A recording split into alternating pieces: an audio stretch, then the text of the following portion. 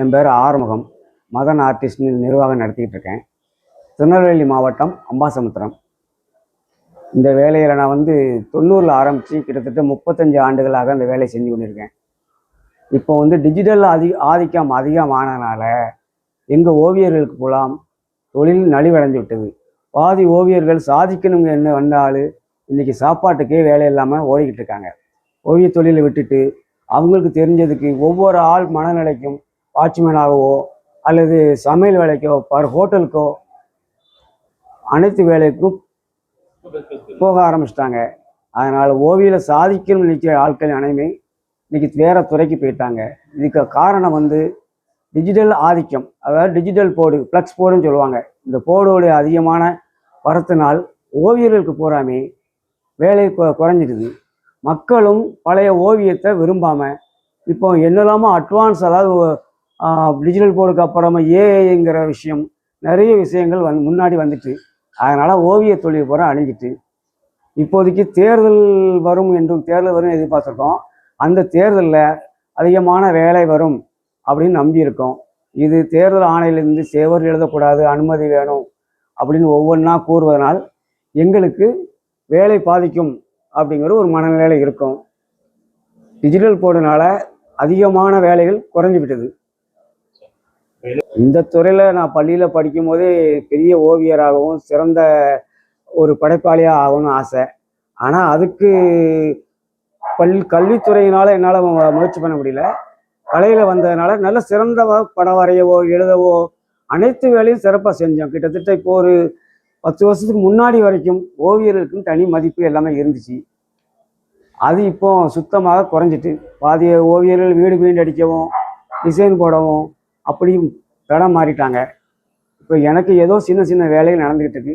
ஆனால் நான் கடைசி வரைக்கும் ஓவியத்தில் இருக்கணுங்கிற என்னுடைய மனநிலை.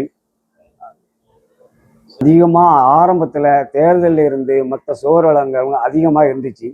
இப்போ இந்த டிஜிட்டல் போர்டு வந்துச்சு, அப்புறம் எல்லார் கையிலையும் ஆண்ட்ராய்டு ஃபோன் வந்ததுனால இல்லந்தேடி விளம்பரங்க மாதிரி எல்லார் கையிலையும் அவ்வளோ விளம்பரம் போயிடுது. அப்படிங்கும்போது பெயிண்டிங்குக்கோ சுவர் விளம்பரம் எழுதுறதுக்கோ எங்களுக்கு முக்கியத்துவம் கிடைக்கல. இருக்கிறத வச்சு வேலையை பார்த்துக்கொண்டு இருக்கோம். சின்ன சின்ன நிர்வாகம் அவங்க எழுதினா தான் முடிங்கிற சூழ்நிலைக்காக சுவர் விளம்பரம், அப்புறம் கோபுரம் பெயிண்டிங்கு எங்களுக்கு தெரிஞ்ச வேலைகளை பண்ணிக்கிட்டு இருக்கீங்க. காலம் சார், அதாவது 15 ஆண்டுகளுக்கு முன்னாடி தேர்தல்னாலே அனைத்து ஓவியர்களுக்கும் ஒரு திருவிழா மாதிரி. அந்த திருவிழாவில் 10 நாள் 20 நாள் இரவும் பகலுமாக இருந்து ஒரு குழுவாக இருந்து வேலை செஞ்சோம்.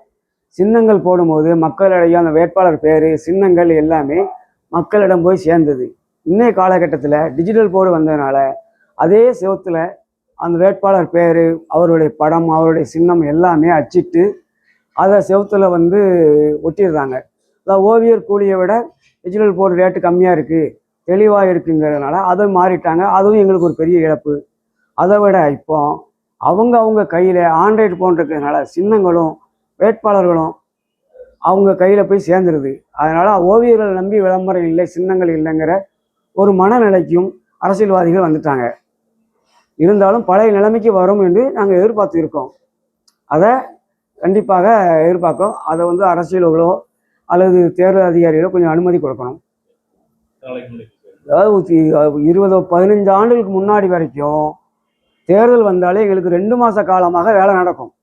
இப்போ தேர்தல்னாலே ஒரு 15 நாள் 20 நாள் 1 மாதத்துக்குள்ளேயே அவங்க உடனே அறிவிச்சனால அந்தந்த கட்சியினர் அவங்க செயல்பாட்டுக்கும் சின்னங்கள் அடிக்கிறதுக்கும் தேர்தல் செயல்பாட்டுகளுக்கும் அதுக்கு முழுமை கொடுக்கறதுனால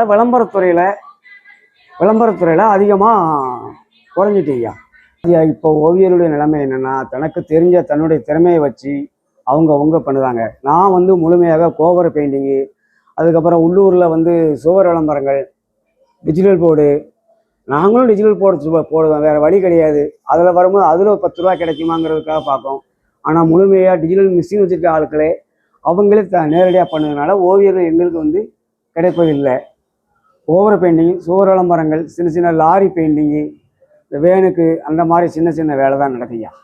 ஒரு காலகட்டத்தில் மக்கள் மத்தியில் இந்த வேட்பாளருக்கு இந்த சின்னம், இந்த கட்சிக்கு இந்த சின்னங்கிறத ஓவியர்களால் மட்டுமே மக்களிடம் போய் சேர்ந்துச்சு. இன்னைய காலகட்டத்தில் எல்லாருடைய கையிலையும் ஆண்ட்ராய்டு ஃபோன் இருக்கிறதுனால அந்தந்த ஏரியாவில் எந்த வேட்பாளர் அறிவிச்சிருக்காங்களோ, என்ன சின்னங்களை அறிவிச்சிருக்கோ அதை அவங்க கையிலே பார்த்துருவேன். அதாவது சுவர் விளம்பரம் என்பது இப்போ கை விளம்பரமாக போயிட்டு மக்கள் மத்தியில் கையிலே அவங்க தேவைகளையும் விளம்பரத்தையும் பார்த்துக்கிட்டு இருக்காங்க. அதனால் கூட முழுமையாக எங்களுக்கு அதிகமாக பாதிப்பு. நீங்க அரசுக்கு எதுவும் கோரிக்கை? அரசுக்கு கோரிக்கைன்னா ஓவியர்களுக்கு வாழ்வு கொடுக்கணும் அப்படிங்கிறது தான் எங்களுடைய கோரிக்கை. வேற வந்து நம்ம வந்து இதுக்கு நம்ம படிச்சிருக்கணும், அதுக்குள்ள வேலை